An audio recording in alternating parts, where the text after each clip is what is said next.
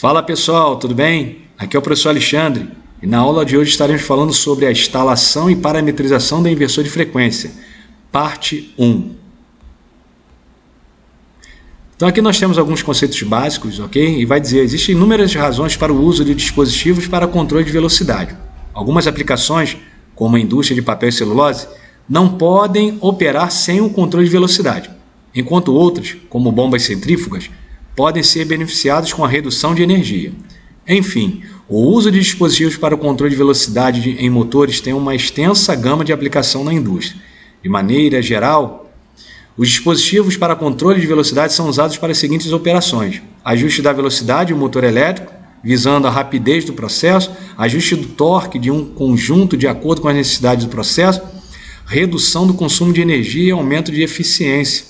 Então, pessoal, só para a gente poder entender um pouquinho, o inversor de frequência ele veio nos ajudar com relação ao ajuste de velocidade, ajuste no torque, e redução do consumo de energia e principalmente o aumento da eficiência dos equipamentos, ok? Então, nós temos aqui alguns blocos que nós veremos ao longo do estudo. Então, nós temos aqui a parte de potência do meu inversor de frequência, ok? O bloco de potência, onde eu tenho aqui um retificador trifásico e aqui eu tenho o meu bloco inversor, ok? Aqui eu tenho a EHM, aqui eu tenho a CPU, que dá o comando aos transistores IGBTs na parte do bloco inversor. Eu tenho aqui uma entrada, uma portinha RS485 para poder fazer a comunicação em rede industrial, ok? Aqui eu tenho o conversor AD, né, que ele recebe o sinal analógico e transforma em sinal digital, porque a CPU ela reconhece em sinal digital, e tem o bloco DIN aqui, que é justamente as entradas digitais aqui, ok? Principalmente para o controle remoto do meu inversor de frequência, ok? Então aqui nós vamos falar um pouquinho da CPU, né, da unidade central de processamento. O inversor de frequência ele tem a CPU, e é essa CPU que vai fazer com que os meus transistores IGBTs, que são transistores de potência, entrem em saturação. Então ele vai haver com que eles venham a disparar, ok? Nós vamos ver isso mais à frente, ok? E temos aqui também a EHM. Tá? A EHM é justamente onde eu vou fazer o controle da minha velocidade, do meu motor. Eu vou conseguir ver alguns parâmetros, ok? Parâmetro aqui da velocidade do motor, parâmetro da corrente, ok? Então eu sempre falo o seguinte: quando você for trabalhar com inversor de frequência, tem que estar com o manual, ok? Então a VEG, ela tem a parte dos seus parâmetros, né? E aí você tem que dar uma olhada nesses parâmetros para você poder fazer o ajuste corretamente, ok? Então eu tenho aqui a tecla liga, desliga, prog, jog, local remoto. É a situação em que meu inversor de frequência vai trabalhar, ok? Teclas de navegação aqui, ok? E aqui é o sentido horário e sentido anti-horário, para que você venha fazer uma reversão do teu motor de indução trifásica, ok? Aqui nessa tela de cima é o que você vai ver o valor lá da grandeza, da velocidade do motor, da corrente, da tensão elétrica, ok? E aqui é onde você vai entrar nos parâmetros para você poder mudar. Exemplo aqui, o P002, que é o parâmetro aqui de velocidade do meu motor de indução trifásico, ok? E as interfaces é justamente o ponto onde eu vou fazer o controle remoto do meu inversor. Então, quando eu quiser que o meu inversor trabalhe em remoto, eu vou trabalhar ele recebendo tanto sinal analógico quanto sinal digital, ok? Então, ele tem essas interfaces aí também. E tem a etapa de potência, ok? Que é justamente denominado aqui o barramento CC. Então, na etapa de potência, ele é constituído com o bloco retificador, ok? O barramento CC e o bloco aqui onde eu tenho o meu inversor, né? O bloco inversor, onde tem os meus transistores IGBTs, ok? Então, aqui no primeiro bloco, que é o bloco retificador, a função dele é justamente converter a tensão alternada em tensão contínua, ok? Então ele diz, o conversor que tem a função de transformar a corrente alternada em corrente contínua ou tensão alternada em tensão contínua, ok? Justamente para poder alimentar aqui os meus transistores IGBTs também, Então aqui ele vai dizer, o que é um transistor IGBT? Transistor bipolar de porta isolada, ok? Então, o primeiro bloco é o bloco retificador. O segundo bloco aqui, que já próximo ao bloco onde contém os meus transistores IGBTs aqui, é o bloco inversor, que ele tem a função justamente de transformar a tensão contínua em tensão alternada.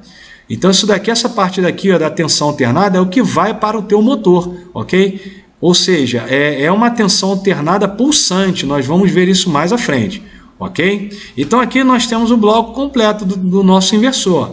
Eu tenho aqui o bloco retificador, onde ele transforma a tensão alternada em tensão contínua, passa pelo bloco link CC aqui, ó, que eu tenho o indutor e o capacitor, para ver a filtragem dessa tensão aqui, ok? Para chegar em tensão contínua aqui, ó, que vai entrar no meu bloco inversor, ou seja, vai transformar, a função do bloco inversor é transformar a tensão contínua em tensão alternada para sair daqui para o meu motor, ok? Então aqui nós temos uma visão melhor para podermos entender. O retificador transforma a tensão alternada em contínua. Aqui é o bloco link CC, que é justamente para fazer a filtragem dessa tensão, e o bloco inversor, que transforma a tensão contínua em tensão alternada, mas vai ser uma tensão alternada pulsante que vai para o meu motor, ok? Aqui também novamente, ó, uma visão macro aqui, ó. Então no bloco retificador ele recebe a tensão trifásica aqui, ok? Ele vai entrar nesse bloco, aqui nessa ponte retificadora trifásica, onde eu tenho 6 diodos semicondutores, onde os diodos de cima, eles recebem a senoide, o semiciclo positivo, e os diodos de baixo aqui recebem o semiciclo negativo da minha senoide, ok? Então sempre a parte de cima vai ser positivo, vai liberar positivo, e a parte de baixo negativo. Lembrando que é uma tensão trifásica, ok, pessoal?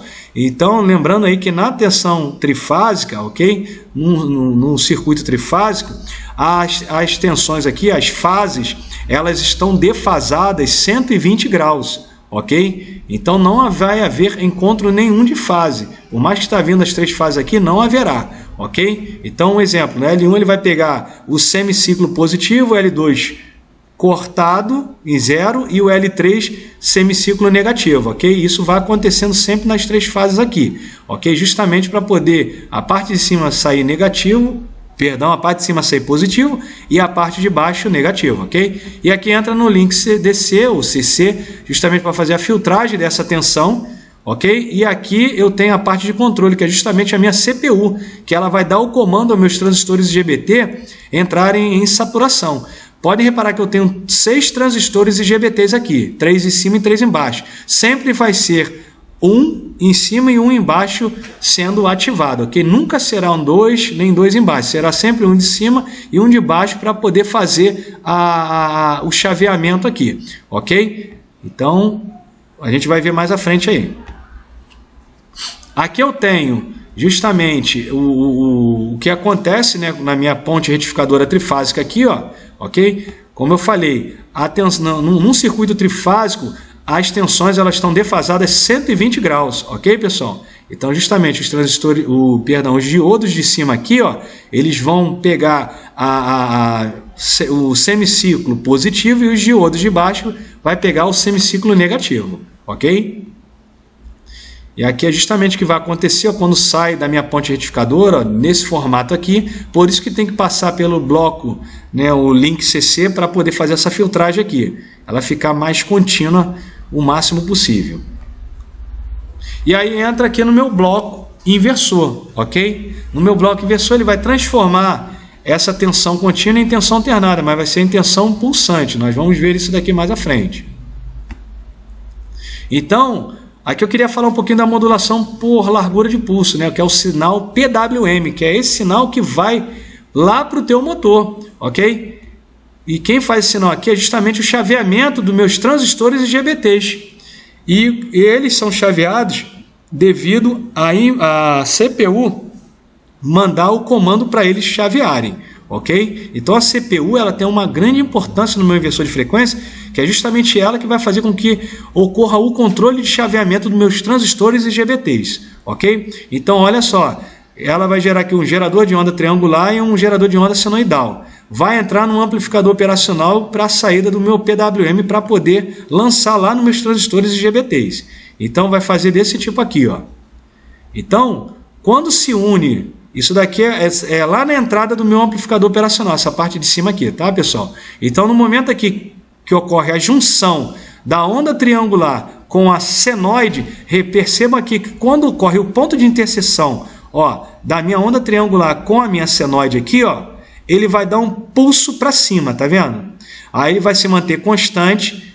Novamente, ocorreu o ponto de interseção da senoide triangular com a senoide normal, ok?